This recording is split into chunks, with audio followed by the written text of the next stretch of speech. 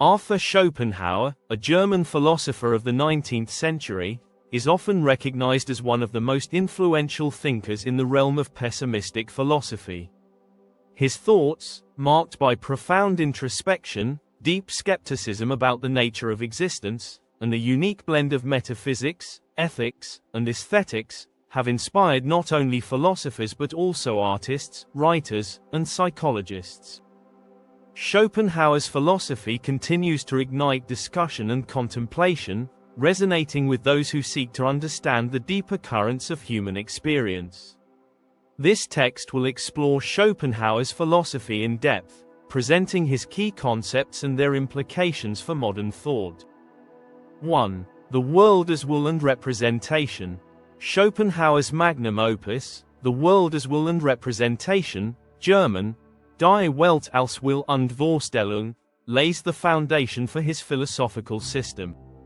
Published in 1818, this work is structured around a fundamental distinction between the world as it appears to us and the world as it is in itself. This distinction invites us to reconsider the very nature of perception and reality. According to Schopenhauer, the world we perceive through our senses and intellect is merely a representation, a mental construct shaped by our cognitive faculties. This aligns with the transcendental idealism of Immanuel Kant, who argued that we can never know the thing in itself, the Ding an sich, only the appearance is filtered through our mind. Schopenhauer expanded upon Kant's ideas by seeking the essence that lies beneath these appearances. However, Schopenhauer extends this idea by identifying the inner essence of reality, the thing in itself, as will, der will. This will is not rational, purposeful, or benevolent. Instead, it is a blind, irrational, and insatiable force that drives all phenomena in the universe, from the laws of physics to human behavior. It is the underlying current of existence that defies explanation yet manifests in every aspect of life. 2. The nature of will. Schopenhauer's concept of will is central and radical. He posits that everything in nature, including human beings, is an expression of this underlying metaphysical will. In this framework, individuals are no longer autonomous agents but vessels through which the will expresses itself. In humans, will manifests as desires, impulses, and emotions, forces that often conflict with reason and cause suffering. These manifestations occur with such regularity and intensity that they come to define our very experience of being alive. Unlike Hegel, who saw reason and progress in history, Schopenhauer viewed will as the root of all suffering. Because will is ceaseless and never satisfied, living beings are caught in a perpetual state of striving. Satisfaction is temporary, and once a desire is fulfilled, another arises, continuing the cycle. This cycle forms the backbone of our dissatisfaction and restlessness. This perpetual striving, according to Schopenhauer, defines the human condition and is the source of profound existential anguish. The recognition of this truth marks the beginning of philosophical wisdom. 3. Pessimism and suffering. Given the centrality of will and its ceaseless nature, Schopenhauer developed a deeply pessimistic view of life. He argued that pain is more fundamental than pleasure. While pleasure is the absence of pain or the satisfaction of a desire, pain and want are constant and inevitable. This insight lies at the heart of his philosophical pessimism. In a striking metaphor, Schopenhauer likens human existence to a pendulum swinging between pain and boredom. When we are striving and unfulfilled, we suffer. When we achieve our goals and have nothing to strive for, we become bored. Thus, life is never truly satisfying. This view challenges optimistic narratives that promise happiness through progress or success. Yet, this bleak view was not without nuance. Schopenhauer acknowledged moments of relief and transcendence, particularly through art, compassion, and ascetic living. These moments provide glimpses into a life less governed by suffering. 4. The role of aesthetics. Art, for Schopenhauer, offers a temporary escape from the tyranny of will. When we contemplate a beautiful painting, listen to music, or experience sublime natural beauty, we are momentarily freed from our personal desires and the suffering they bring. These experiences allow us to step outside ourselves. Music held a special place in Schopenhauer's aesthetic theory.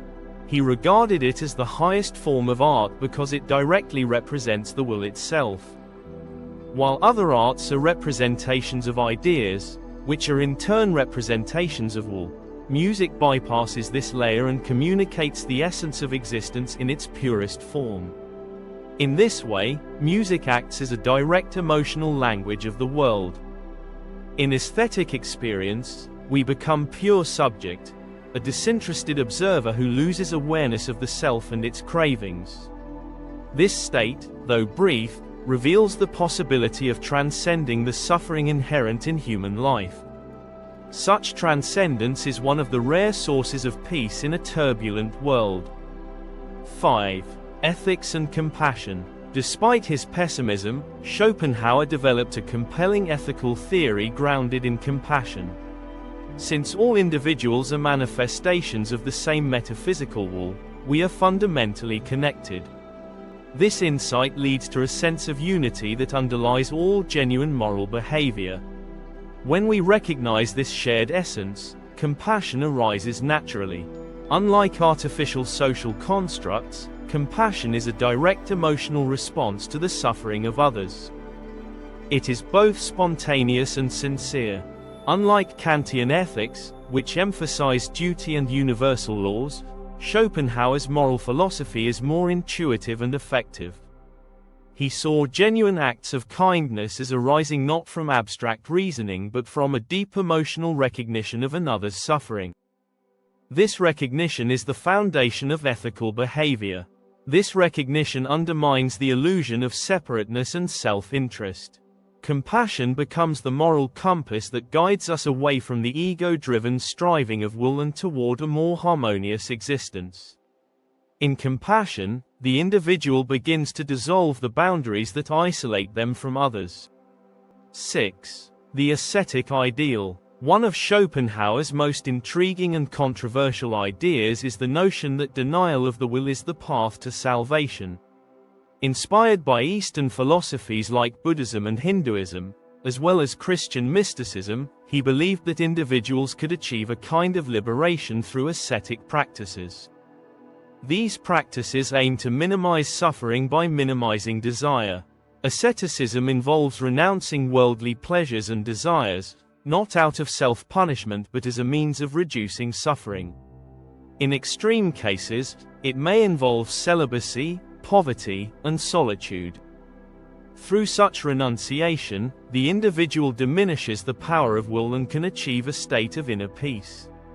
This path, while difficult, offers true freedom.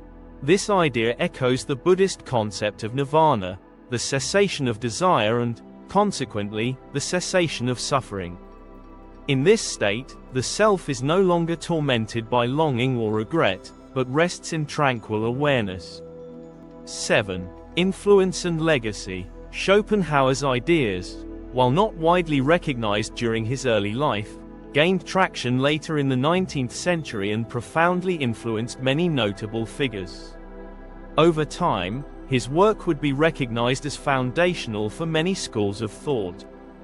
In literature, writers like Leo Tolstoy, Thomas Mann, and Marcel Proust found inspiration in Schopenhauer's work. Friedrich Nietzsche, initially a great admirer, would later critique and build upon Schopenhauer's philosophy in his own writings. Nietzsche's concept of the will to power was both a continuation and a rebuttal. Psychologist Sigmund Freud acknowledged Schopenhauer's anticipation of the unconscious mind and irrational drives, concepts that would become central to psychoanalysis. Freud's theories about human behavior find an early echo in Schopenhauer's insights. Artists, composers, and filmmakers have also drawn on Schopenhauer's themes of longing, suffering, and transcendence. His emphasis on music, in particular, resonated with composers like Richard Wagner. Today, his impact can still be felt across various creative and intellectual domains. 8. Relevance today. In the 21st century, Schopenhauer's thought continues to offer valuable insights.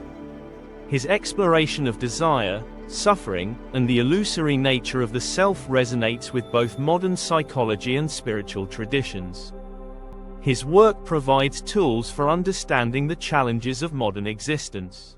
In a world saturated with distractions and consumerism, Schopenhauer's call to turn inward and reflect on the nature of desire is more relevant than ever.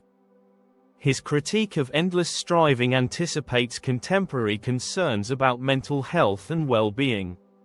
His emphasis on compassion and aesthetic experience also aligns with contemporary movements in mindfulness, ethics, and art therapy. These practices aim to cultivate presence and reduce suffering, echoing Schopenhauer's goals. Moreover, his integration of Western and Eastern philosophical traditions provides a bridge for global philosophical dialogue.